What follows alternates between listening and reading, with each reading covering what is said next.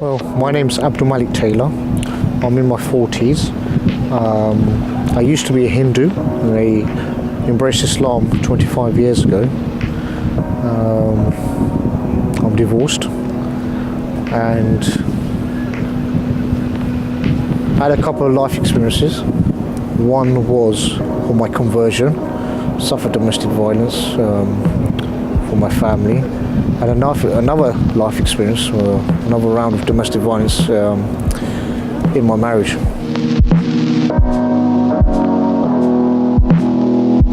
My journey in life, in terms of what I found the hardest experiences, I think it was the fact when it came to family. You have to behave in a particular type of manner. Your choices are limited, they're conditioned, and if you fall out of this like South Asian mentality, you become a bit of an outcast, you do.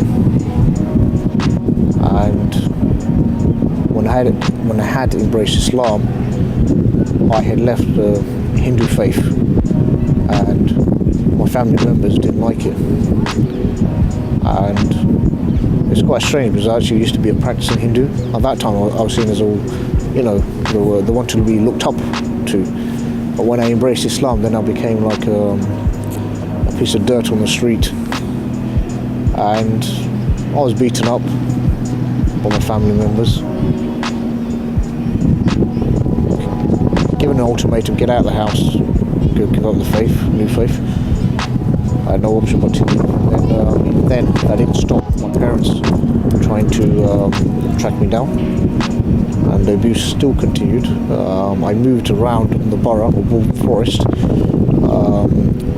6 times. I was moved 9 times in 1 year, and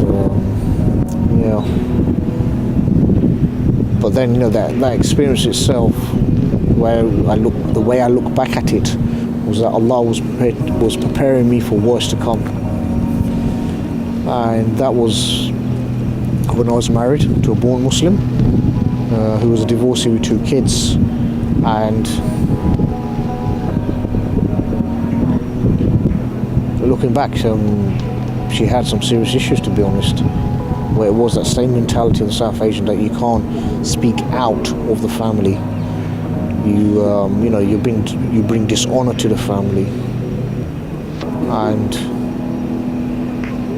you feel to yourself that you're again limited as well in terms of what you could do, how your life was run.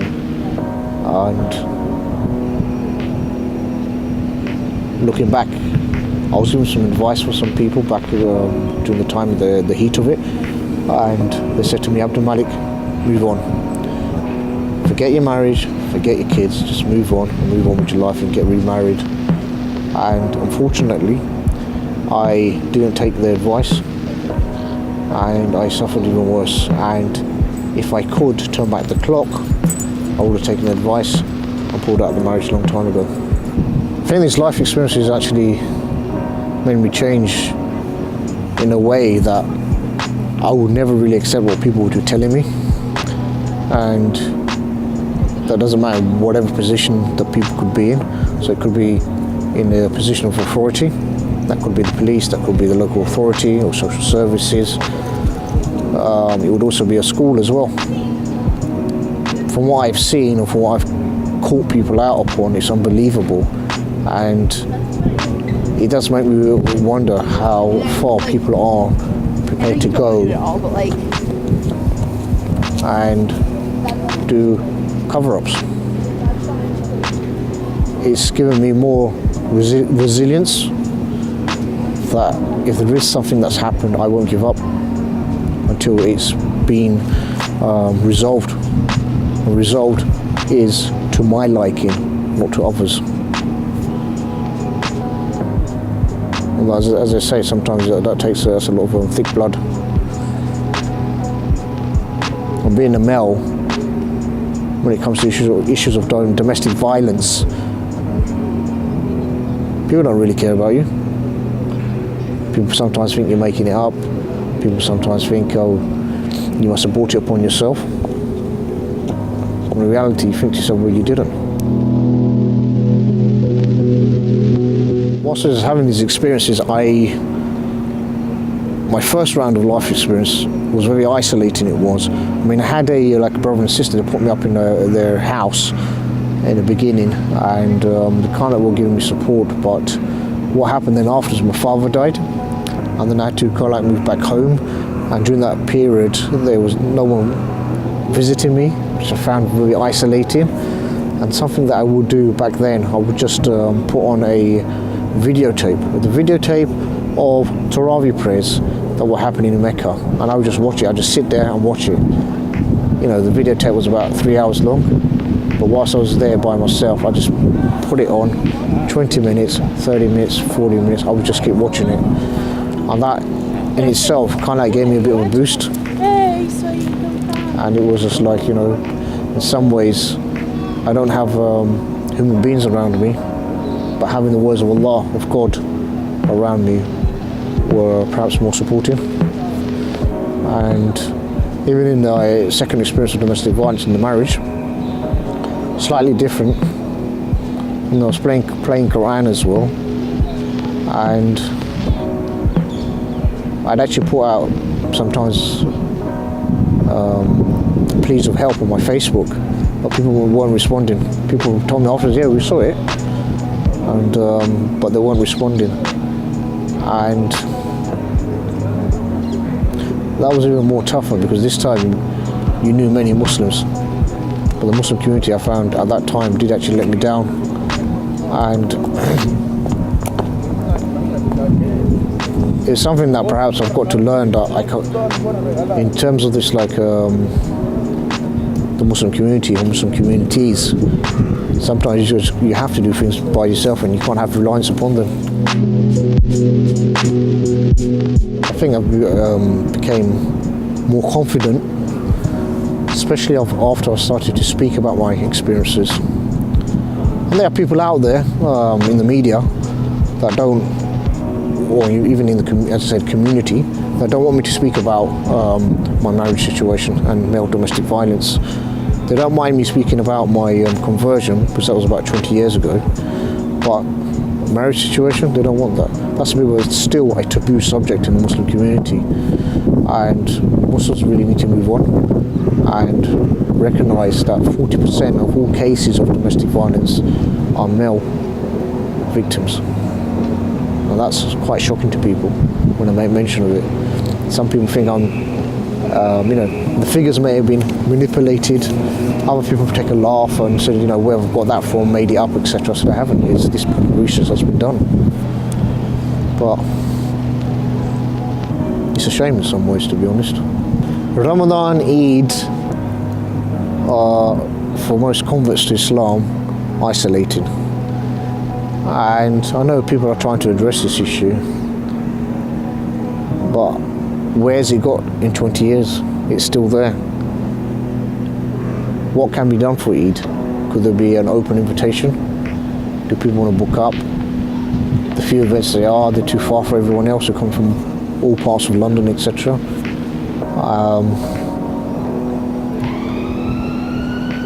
Converts experience high levels of isolation, and there needs to be an open discussion about this, how it can be resolved. I mean, yes, we can say making dua is an answer, but there's also practical elements of it as well. You can say, Allah, get me out of isolation, but the means to get you out of isolation could be different, and it's just one of those things people don't really want to discuss. Perhaps people think that once you've actually embraced Islam, everything will go away. It doesn't. And sometimes it's at no fault of your own. I did take out professional specialist domestic violence counselling sessions, and because I was getting flashbacks, etc., to do with my marriage. And you slept with around about 2 or 3 pillows at the same time, but now I'm just about getting onto one as well. So it was something that did take a while. I did try to speak to a Muslim, but then for some reason it never worked out. And then I thought to myself, you know, what can I do? And that's when I did seek out professional specialist domestic violence sessions. I was part of the NHS, and the council themselves, they were shocked. They said they said I've been through so much, and they just said I somehow have fallen through the system. And they also said that it was very shocking that the so-called professionals, the local authority, the police, etc., had allowed me to become a victim. It did help because here I was talking about my experience, and what I realised, the more I speak about it, the more I become confident in actually speaking about the actual experience itself, but then at the same time I'm actually benefiting other people as well. Because I know there's plenty of people out there that they think that their experience is only it's only them who've had this experience, and if they were to hear me, they'll realise they're not alone. It's not their own isolated case. There are different cases out there, and to hear about it, it does bring hope to other people as well. I hope one day, to be honest, there will be actually a seminar organised for male victims of domestic violence. I don't recall there ever being one. I also hope that local authorities will have, as part of their safeguarding courses, sessions to do with male victims of domestic violence as well, because it's the so-called professionals that need to be educated as well. It's not just the forensic people, it's the service providers that need to be educated as well. So one would only hope it becomes better, but it's a challenge. It's a challenge. I mean, I've done safeguarding courses. Vast majority of times I was hearing about the female victim, the female victim, the female victim. And I'm thinking to myself, well, where's the male victims here? How do I see myself in the future? Married, living some form of peaceful life. I mean, to be honest, I wouldn't marry a born Muslim again, though. That's not a mistake I'm prepared to make again. People might think that's me generalising, etc. But what I do realise, being a convert to Islam and other converts, we have this sense of like-mindedness, which I don't think would ever be understood by born Muslims. And it's just, I don't know, in some ways I've actually seen my journey, my life. Like, I've always been in this position where I've always challenged whatever's around, what's seen as the norm. And it kind of makes me wonder,